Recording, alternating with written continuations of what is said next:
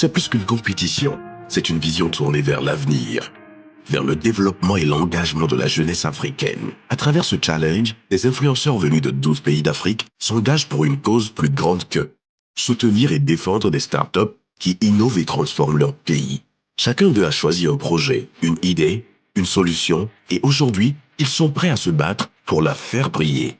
Mais dans ce défi où conviction, créativité et impact feront la différence, qui réussira à convaincre? House of Challenge. Haïti est un pays au riche patrimoine culturel et historique. En 1804, après une lutte acharnée contre l'esclavage, Haïti est devenue la première république noire indépendante dans le monde. Nos ancêtres ont lutté pour la liberté, la dignité et la justice, et cet héritage continue d'inspirer le peuple haïtien. Pays assez la caïnou, côté soleil levé pour tout le monde, ce qui signifie que la terre d'Haïti est la maison de tous ses enfants.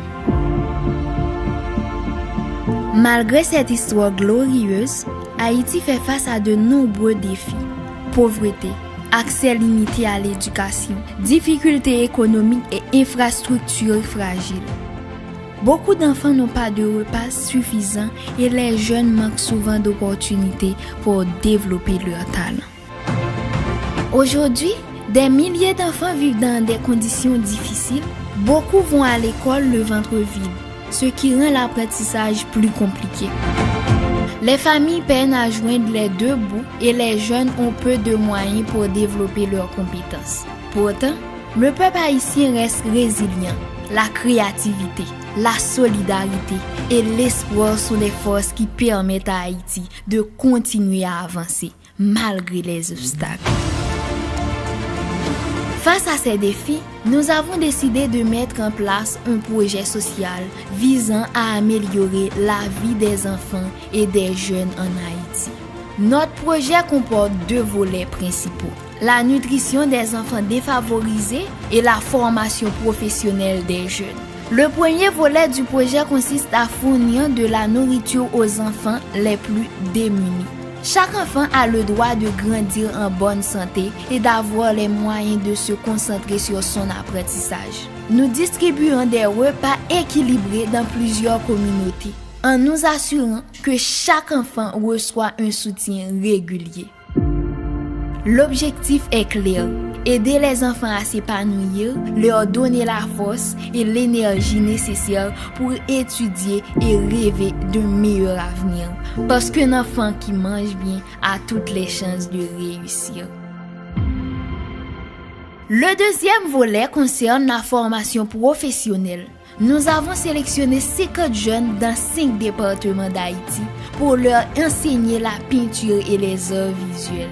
Cette formation leur permet d'acquérir un métier, de développer leurs compétences et de gagner leur indépendance financière. Chaque jeune apprend non seulement la technique de la peinture, mais aussi comment créer, vendre et valoriser ses œuvres. Le but est de permettre à ces jeunes de devenir autonomes, confiants et capables de prendre soin d'eux-mêmes et de leur famille. Ce projet offre plus qu'une compétence professionnelle. Il apporte dignité, espoir et perspective d'avenir pour la jeunesse haïtienne. Haïti a traversé de nombreuses épreuves, mais elle possède un potentiel immense.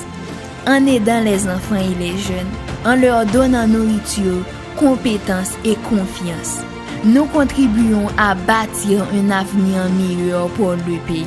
Chaque enfant nourri, chaque jeune formé, chaque rêve soutenu est une pierre pour construire un Haïti fort et prospère. Ensemble, avec solidarité et action, nous pouvons changer des vies et offrir à Haïti un demain rempli d'espoir.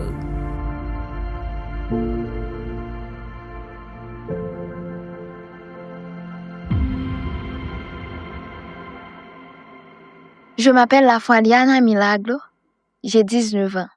Je suis étudiante en diplomatie et les relations internationales et aussi influenceuse.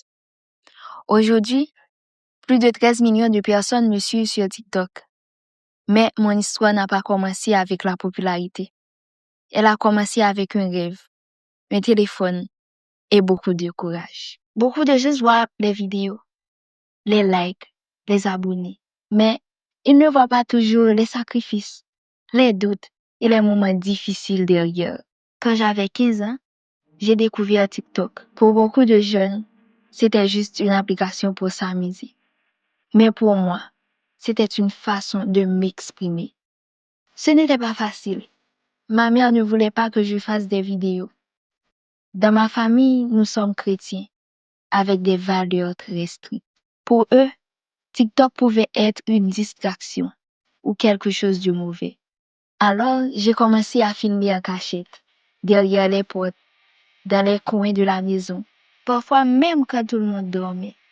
Il y avait des moments où je me demandais si je devrais tout arrêter, parce que cacher ce que je faisais n'était pas facile. Parfois, ma famille me disait, concentre-toi sur tes études. Et elle avait raison d'une certaine manière. Dans mon cœur, je savais que je pouvais faire les deux. Au début, mes vidéos avaient seulement quelques vues, 10, 20, parfois 100 vues. Et pour moi, c'était déjà énorme.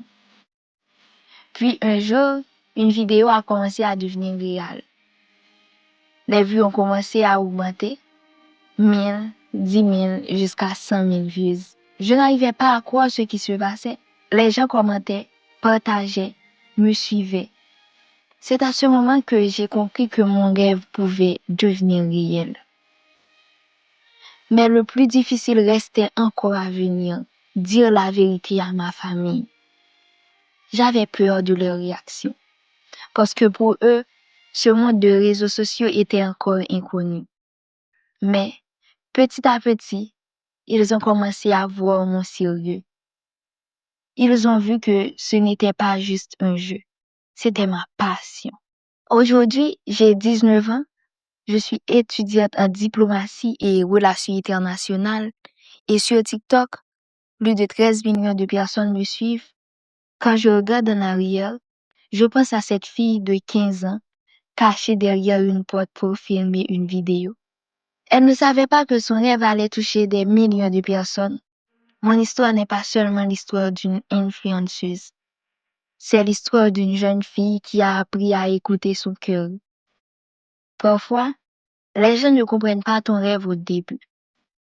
Mais si ton rêve est sincère, si tu travailles dur et si tu restes fidèle à toi-même, un jour, les portes qui étaient fermées s'ouvriront.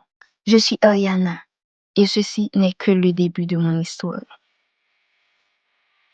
Non pas c'est Max. Je vais présenter un projet social qui nous vient pour la communauté haïtienne. Un projet qui visait une forme 200 jeunes dans le domaine artisanal, ça veut dire 50 jeunes par département. Côté tout, il y a bien des voies pour apprendre à fabriquer petit et puis, pour qui gens pour venir sur le marché. Un projet qui a transformé la vie puisque centaines de familles. Côté qui, le projet ça la permet de nous gagner un moyen économique qui stable et puis pour aider les familles avec